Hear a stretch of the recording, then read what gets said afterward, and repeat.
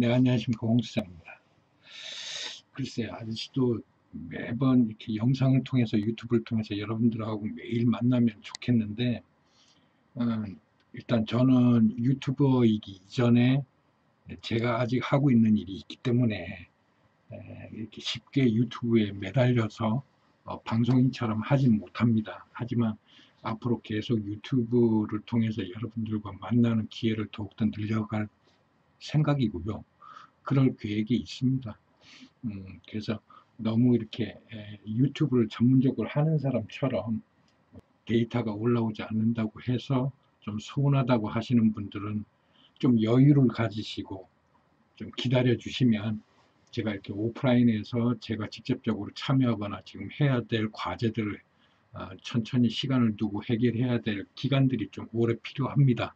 이것들이 끝나면 여러분들하고 좀 더 유튜브를 통해 가지고 좀 더 깊이 있는 얘기도 하고 현실적인 이야기들이나 여러분들에게 도움이 되는 이야기들을 지금보다도 더 훨씬 어, 편안하게 얘기할 수 있고 좀 더 자세하게 전할 수 있고 더불어서 자주 만나는 기회가 될 수 있을 것 같아요. 그래서 지금은 조금 답답하시고 여러분들 뜻대로 여러분들이 사용하는 유튜브에서 다른 크리에이터들에게서 전해 듣는 정보나 지식들과는 다른 방식으로 이루어지는 이렇게 좀 아쉽고 부족한 저희 채널을 응원해 주셔서 너무 감사하고 그런 말씀들 귀담아 듣고 좀 더 많은 자료들 또는 다른 방식으로 여러분들과 소통하는 그런 것들도 많이 연구하도록 노력하겠습니다. 조금만 기다려 주시고요. 이번 주는 참 요즘은 매일의 주제를 하나라고 정하기보다는 제가 이 영상을 찍는 이유는 저에게 문의해오는 질문하는 이메일에 대해서 전부 모두 대답해 주는 것이 원칙이나 너무 지금 현 정세에 대한 정치 이야기들에 대한 질문이나 여러분들이 이 인터넷에서 쉽게 찾을 수 있고 얻을 수 있는 정보들에 대한 대답은 될 수 있으면 안 하려고 노력을 합니다. 그렇잖아요. 제가 경험하지도 않았고 몰랐던 부분에 대해서 대답을 해준다는 거, 유튜브 영상으로 자료를 남긴다는 것은 좀 문제가 있어 보여. 그런 방식은 아니고 저는 오로지 제가 살아왔고 경험했고 제 관점에서 세상을 바라보고 이야기하고 여러분들에게 그러한 정보들과 지식들이 도움이 되었으면 하는 의미에서 찍는 것이지 제 영상이 무슨 절대적이고 제가 살아온 예술계나 방송계나 이런 광고 영화계 속에 제 경험이 모두가 옳고 진리인 것처럼 이야기하는 방식 이런 것도 싫습니다. 저는 지나가는 세월 속에 묻혀야 될 사람들이고 이제 자라는 청년들은 새로운 문명 속에서 새롭게 만들어가야 될 사람들이에요. 기존의 기성인들이 살아왔듯이 나이만 많다고 해서 그의 경험들이 우리 젊은 청년들에게 도움이 될 것이냐? 지금은 문명이 바뀌었기 때문에 그런 도움 전혀 안 됩니다.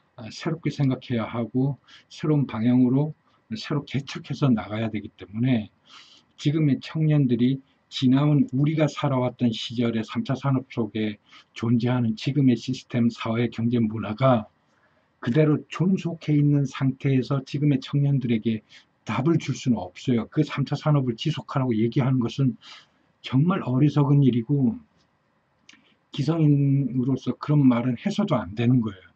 그렇기 때문에 제가 지금 미친 사람 취급받으면서도 나와서 이야기를 하는 거예요. 4차 산업은 문명이 바뀌었다는 거죠. 전혀 패러다임이 틀려요. 우리 기성인들이 살아왔던 방식하고는 전혀 다른 겁니다.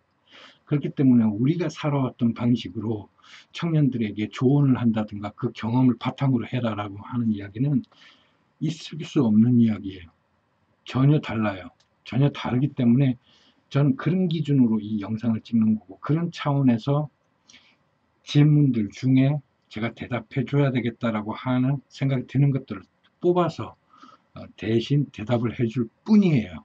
그거지 절대적으로 생각해서도 안 되고 제 말이 여러분들과 공감을 이룬다고 해서 그것들이 여러분들 인생에 도움이 되거나 해결책이 될 수는 절대 없어요. 단지 참조하시라.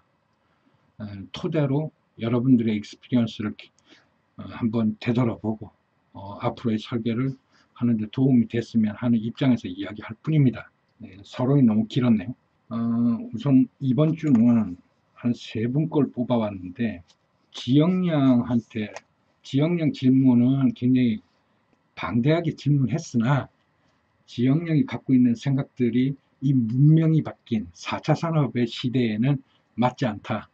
새롭게 바꿔라 하는 이야기들을 하고 싶어서, 거두절미하고 지금은 미술시장이라는 것이 모두 아시아를 중심으로 재산권이 발생되고 거래가 이루어지고 활동 중심이 그렇게 되어 있어요.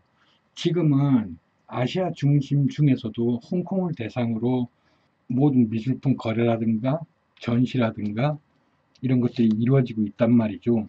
근데 그것들이 지금 4차 산업을 맞이해서 한국이 전 세계적으로 부상하고 있는 선진국에 이제 진입한 국가로서 미술 시장도 한국이 중심이 되어서 해야 되지 않느냐 이렇게 주장하시는 분들, 또 우리 지역령처럼 한국에서 뭐 NFT 시장을 확대하고 뭐 미술 시장을 좀 더 세계화하고 뭐 소위 말하는 BTS처럼 미술계도 전 세계 주목받는 대한민국의 중심이 되어야 되지 않느냐 이렇게 말씀하시는 거에 제가 반론을 하기보다는 내가 공부하고 내가 전공한 나의 소속, 내가 지닌 지식이 중심이 되어서 세상 사람들에게 알려지는 것이 싫은 사람이 어디 있어요? 내게 최고고 내가 한 것에 대해서 국민들이 관심을 가져주면 좋겠죠. 근데 음악이나 영화나 이런 매체들이 그들이 속하는 그들의 조직을 중심으로 세계에 알려야지 하고 세상에 나와서 활동한 게 지금 한 15년, 20년 돼요. 그렇지 않겠어요? 그러면 그렇게 자신 있게 세계 속에 활동을 하자고 해외로 나갔을 때는 우리 거라고 하는, 내가 만들었다고 하는, 대한민국이 만들었다고 하는 충분한 자긍심이 뒷받침이 됐기 때문에 세계 시장에 나갔겠죠. 근데 미술을 되돌이켜 보시라고, 미술이 대한민국에서 대한민국만이 대한민국을 중심으로 대한민국 것이라고 말할 수 있는 미술이 뭐가 있죠? 일제강점기 때 들어온 일본 선생들에 의해서 배운 그 제자들이 성장해서 또한 그런 사람들이 여러분들의 스승이고 지금 미술계에서 활동하고 있는 사람들이고 1990년대 들어서 미국이라든가 독일이라든가 프랑스에서 활동하던 화가들이 한국에 들어와서 지금의 기득권이 되어 있는 일본인 선생을 스승으로 둔 사람들과 경합을 벌이면서 두 파로 나눠져 있는 게 대한민국 미술시장인데 대한민국이 어디냐고.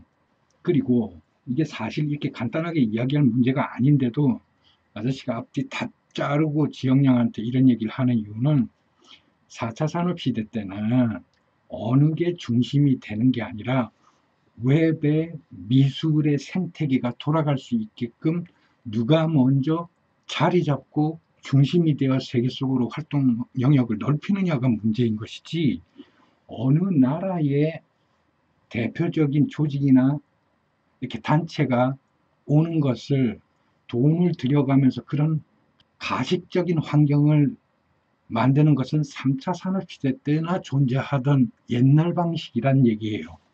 그러니 지금에 있는 홍콩의 거의 크리스티나, 소더비나, 아트바젤이나 지금 홍콩을 중심으로 모든 아티스트들이나 컬렉터들이 미술품을 거래한단 말이에요. 1900년도부터 이 얘기를 꼭 해야 되나?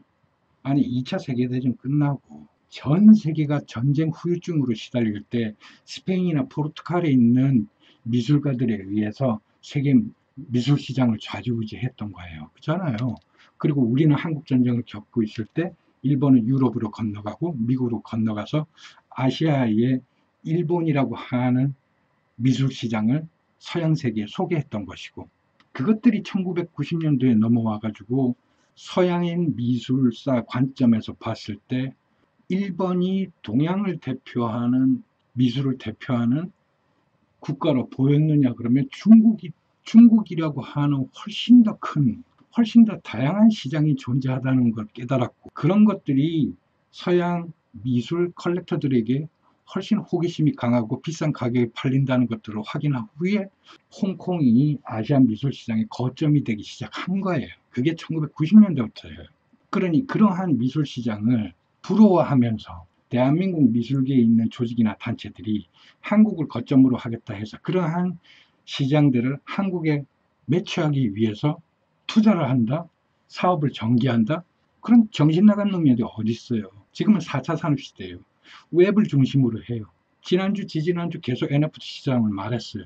그러면 충분히 웹을 중심으로 해갖고 자기네들이 그러한 포털 사이트를 가지고 그러한 웹을 통해서 NFT 시장을 도입을 하고 세계 시장에 수많은 대한민국 작가들을 소개를 하고 하는 일에 열심히 경진할 때이지, 이미 3차 산업이라고 하는 수많은 막대한 돈을 들여가지고 1990년도부터 존재하는 홍콩 시장에 있는 미술 시장을 한국에 거점을 마련하겠다. 그건 미술 3차 산업에 존재하던 조직들이 자신들의 조직이나 단체들을 보존하고 유지하기 위한 하나의 수단이라고밖에 안 보이는 거예요. 4차 산업 시대 때는 그러한 오프라인적 조직이나 단체들이 한국에 있느냐 홍콩에 있느냐가 중요한 게 아니에요. 웹을 통해서 미술 거래 시장이 이미 이루어지고 운영이 되고 있는데 뭐하러 구태여 국가의 세금을 들여가지고 홍콩에 있는 거점들을 한국에다가 유치를 하고 스위스 아트 바젤이 홍콩에다가도 만들었으니까 한국에도 만들어 달라. 그 로비하는 놈 분명히 있을 겁니다. 그건 미친놈이에요. 그런 아트 바젤 같은 미술 아트페어 안 해도 돼요.